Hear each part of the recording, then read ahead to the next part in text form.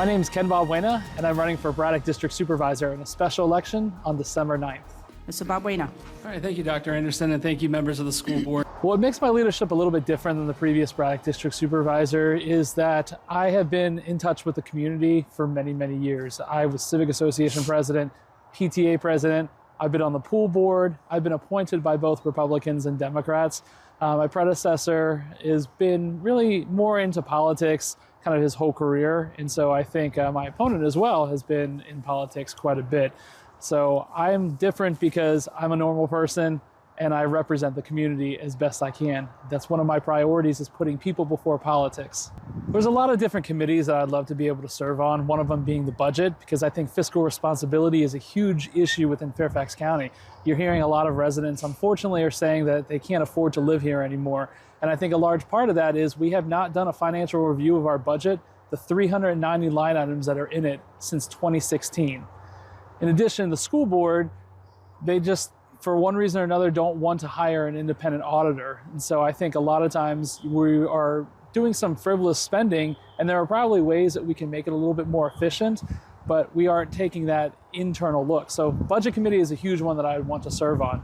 I'm also very big on any kind of committee that focuses on residents and just really trying to do as best we can. Thank you, Mr. Thank you for, continuing my appointment. So I'm very proud to be representing the Braddock District. There's a big program that's called a neighborhood college that not my predecessor, but a couple predecessors before had started. And it really helps to get people knowledgeable about county services and gets them to be able to understand how the county operates and works so they can become leaders and perhaps one day run for Braddock District Supervisor. I graduated from that program in like 2015 is when I graduated from that.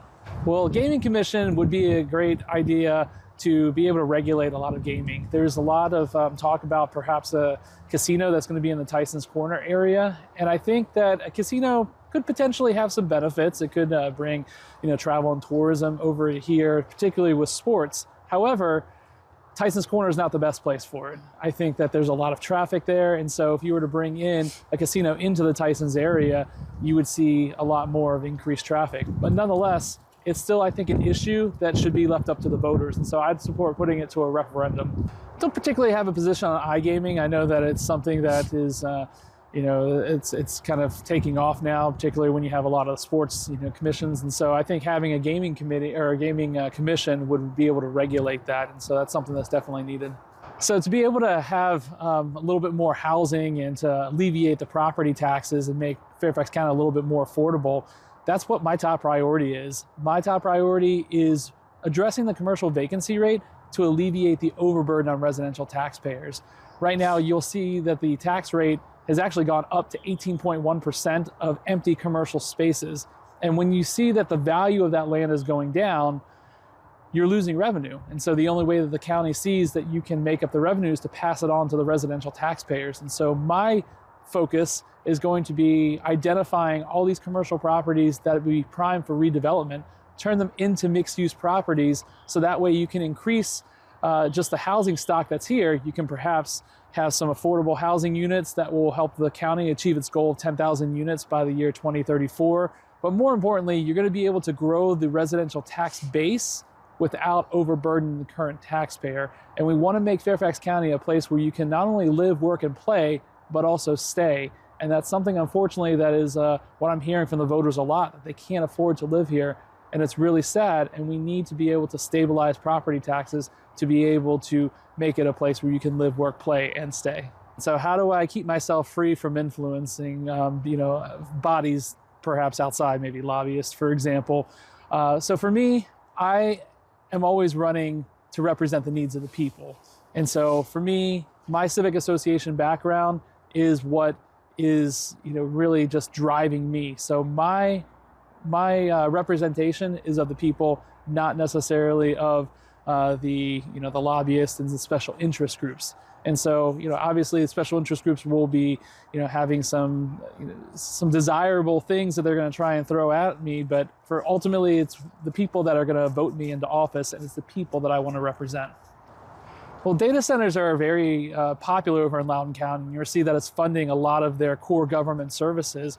And I think that there may be a place for data centers in Virginia and Fairfax County specifically. However, community engagement is hugely important. Again, my background as Civic Association president means that we need to be engaging the voters, and we need to be engaging the residents at all times.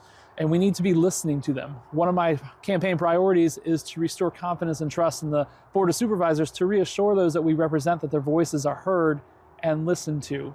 And so oftentimes the current Board of Supervisors, they will essentially hold public hearings, they'll go through the motions, and they will have residents tell them what their desires are. Please don't put this building up here because it's too tall. We can't have the influx of students when our school's at capacity right now if you were to make this change. And unfortunately, the current Board of Supervisors often listens to them, or they hear them, but they don't listen to them.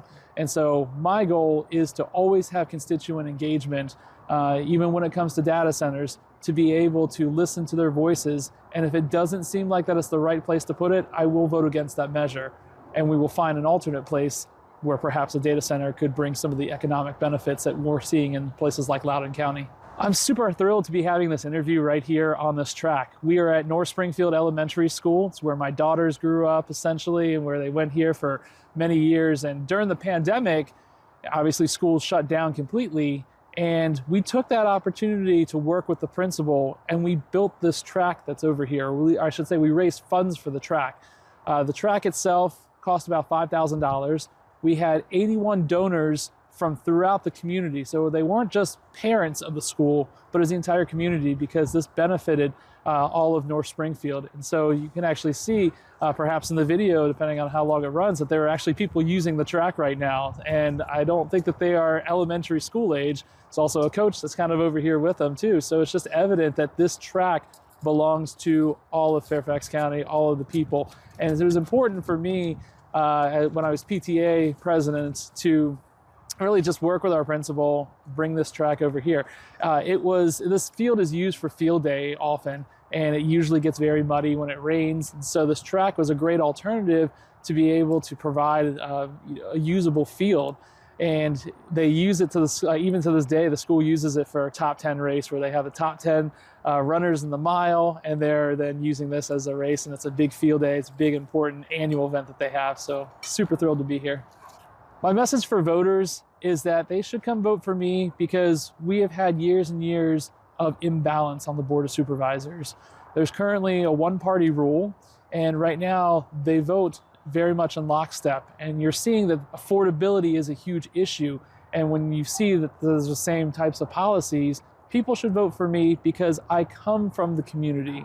I understand the community's needs, and I can bring a voice of the community back to the people. I can bring common sense solutions to be able to find different ways of approaching a particular problem, such as, instead of raising taxes, you increase your tax base.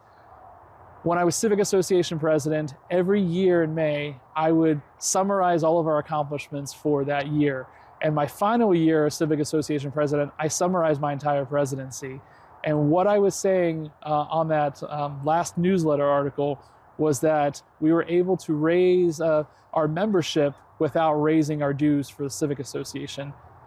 I'm doing and saying the exact same things on a scaled up version, where we are growing our residential tax base without overburdening our current taxpayers.